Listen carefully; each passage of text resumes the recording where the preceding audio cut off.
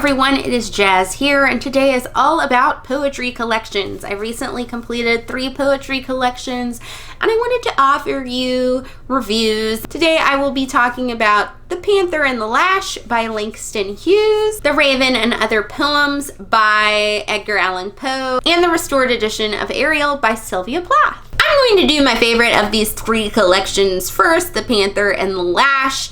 This was a reread for me. I believe I read this in high school or middle school or sometime around that time, and I really remembered loving it, but I wanted to confirm my love for it. Also, I wanted to see what actually was talked about in this collection. Like, I remember liking Langston Hughes' actual poetic style, but I wanted to revisit the actual concepts in the book.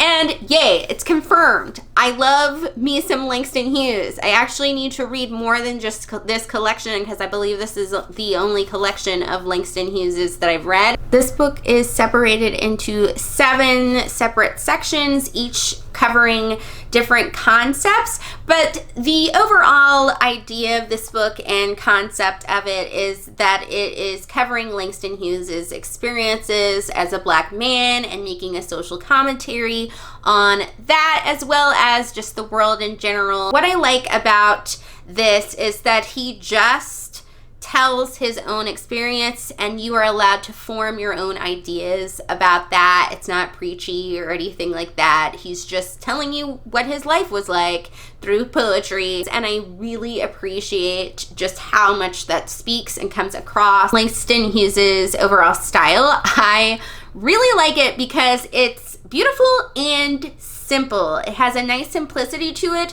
You don't have to work hard to read a Langston Hughes poem. He doesn't get too heady or too verbose. The poems are really easy to access. You immediately know what they're about, and you don't have to just like drive yourself crazy trying to figure out what he's trying to say in the poem. That being said, he doesn't sacrifice the things that make a poem a poem. It still has wonderful imagery. It will still have really excellent wordplay and really intriguing concepts to explore. So it's complex simplicity. Every poem in this is good. Obviously, I had ones that were my favorite or that I enjoyed more than others. That's just kind of the way I personally always feel about a poetry book, but even the ones that were not my super favorite were still really well executed. Also, I'm a fan of a short to medium length poem, and that's what Langston Hughes does. Even his longer ones never go too long. You never feel like he should have edited it down or that it didn't need to be the length that it was. I definitely think that this is a poetry collection to give a read. I think almost anyone could enjoy it because I think even people that don't really read poetry would find this really accessible and easy to read, and also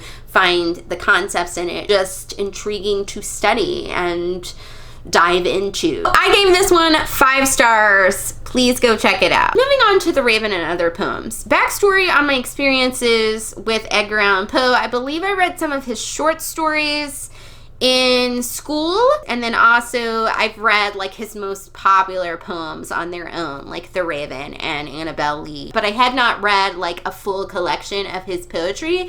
And if I'm being honest, I still don't know how I feel about this collection. I honestly kind of didn't know how to rate it. Like, I was glad that I read it, and I was glad for the experience, and I found elements of it really intriguing. I think my experience wasn't as good as it could have been if I had maybe an annotated edition of this. Maybe I possibly would have enjoyed this a little bit more, and the reason I say that is because this is not super easily accessible. A lot of that is just because of the time period in which this was written. So the style takes some getting used to. Overall, it's definitely more wordy, and it definitely plays with rhyme a lot more, which I don't have a problem with things rhyming. I like songwriting, and so that's rhyming is an element of poetry that I enjoy, but also I think some of the things that the poetry is referring to or talking about are things that I'm not super familiar with.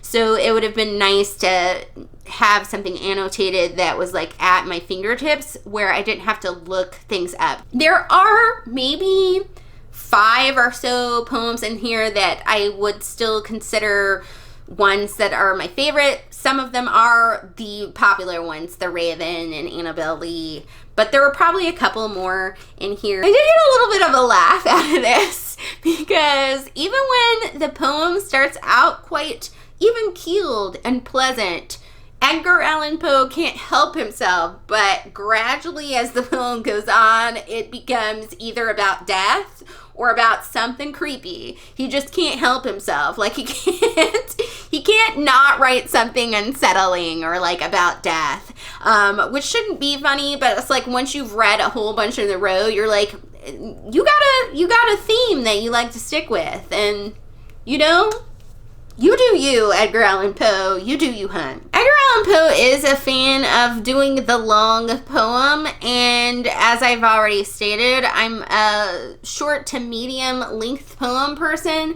so those particular ones didn't really strike my fancy. Some people like a long poem, so if you like long poems, this may be something for you. Overall, the style is at least interesting, and I do think that if you like a mopey, creepy poem, I think it's good for that. Like, I think this whole thing is a mood, and I was kind of in this mood because I was, I think, sick while I read it. So, like, I was kind of in the mood for this kind of mood that this book expresses to the world. But like I said, I didn't really know how to rate it because my experience with it was odd at best. So I gave this 4 stars. Yeah, I'm still not sure what I think of this book, but we're gonna settle for 4 stars because I was glad that I read it. On to the final poetry collection, the restored edition of Ariel. A little backstory on why this is the restored edition. I briefly scanned Frida Hughes' introduction to this book. Frida Hughes is Sylvia Plath's daughter, and why they decided to make a restored edition of Ariel. Basically, Ariel was the last poetry collection that Sylvia Plath wrote before she sadly committed suicide. So they found this bit of writing. She did initially have a certain structure for the way she did her poetry book, but when her husband decided to edit it, he kind of edited originally a little bit different for both America and the UK, and so this book is edited in the way that Sylvia Plath originally intended in her writings that she left for the book to be presented. This was yet another reread for me, so I revisited this one because I didn't really remember a lot about this because I read this, I think, in middle school when I first started getting into poetry.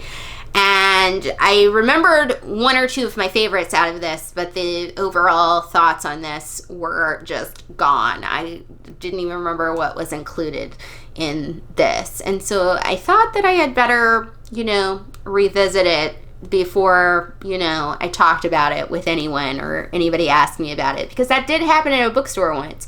I was really embarrassed because I was like, oh yeah, I've read Ariel, and they were like, what did you think of it? And I was like, I don't remember because I read it in middle school. I feel like this reread did not go as smoothly as the Panther and the Lash. I think Panther and Lash I liked about the same as I originally did, and this one I feel like I liked it a little bit less on a second read, and that's just because I think I wanted different things out of this as an adult reader than I did as a 13-year-old. Without a doubt, Sylvia Plath to me is worth reading. I think she does have a gift with words. She does really have some interesting ideas and very cool imagery, and she has like these zinger lines that you're just like, ooh, that's tasty in her poems. And that is something that still appealed to me for sure upon a reread. And I do think that that is like the key reason to read this. And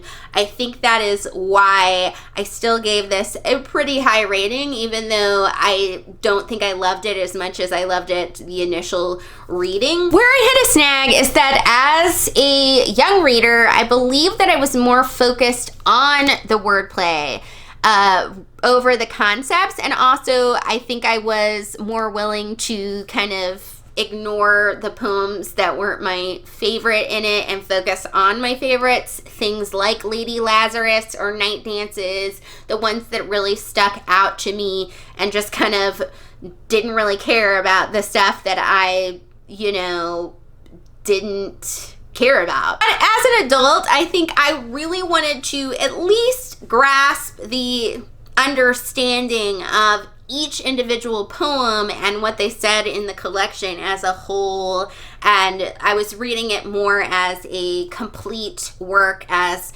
opposed to reading it in little individual vignettes.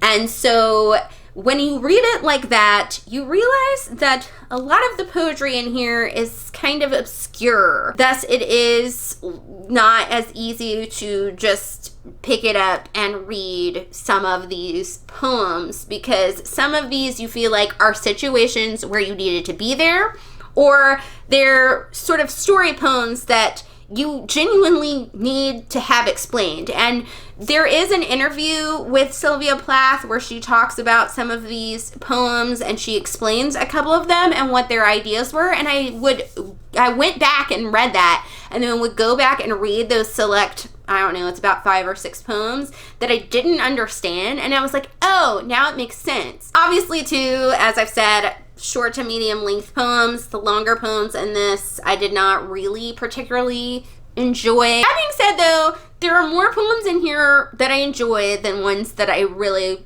don't like, and the more obscure poems do still have, like I said, those lines that really stick out and catch your eye, and those are really cool. So it's worth trying to gold mine things out of this, if you will. Another thing that I think affected my reading experience of this is that I didn't really know that much about this book before when I was a young person. I was just like reading the poems in it, and knowing the history of it and how it was like the last thing that she wrote did affect my view of some of the poetry in it and what she's saying in these poems. And that just made me super sad. And I think Sylvia Plath as a writer is kind of a sad place anyway, but like knowing that this is the last thing she completed, it made it hard sometimes to read, even in the not sad poems, you know what I mean? But some days I wasn't in the mood to like feel super sad, or I wasn't in the mood to like try to like figure out line by line like what a poem was about. And so I think that did affect the book, but like I said, it has a lot of great qualities and a lot of good poems in here and a lot of great poems in here. So I still gave this a solid 4-star rating. I definitely think that it is a collection worth picking up, but you just gotta like be in the mood for the type of collection this is. Those were some reviews of poetry collections. If you feel so led, please drop me a comment below. Either tell me what you thought of these poetry collections, if you've read them, or you can recommend me some poetry collections to read. I would really like to find some new ones to pick up. And I think that is it for the video. Thank you for watching, my fabulous peeps, and I will see you all soon. Bye!